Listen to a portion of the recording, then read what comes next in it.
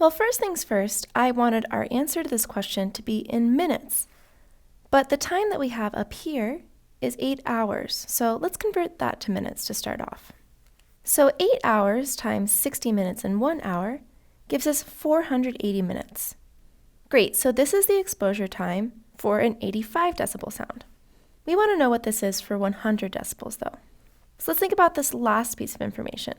If the exposure time before damage is cut in half every time the power doubles, we need to think about how many times the power doubles from 85 decibels to 100 decibels.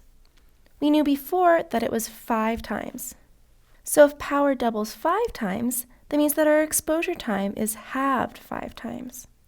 So we need to take 480 minutes and multiply it by 1/2 5 times. That doesn't seem too bad.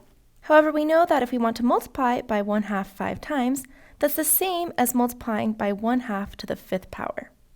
1/2 to the 5th is 1/32. So we're actually dividing 480 by 32. And that gives us a final answer of 15 minutes.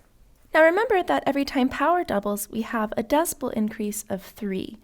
Some sources say that instead of the exposure time being cut in half for every 3 decibels, it happens every 5 decibels, but I think it's better that we err on the safe side. I bet you never guessed that we would end up talking about ear health by the end of this course, but that just goes to show you how incredibly applicable algebra is in all spheres of life. In just this lesson, we've talked about everything from sound to carbon dating, Dead Sea Scrolls, and the population of the world. And this all happened in just a few questions.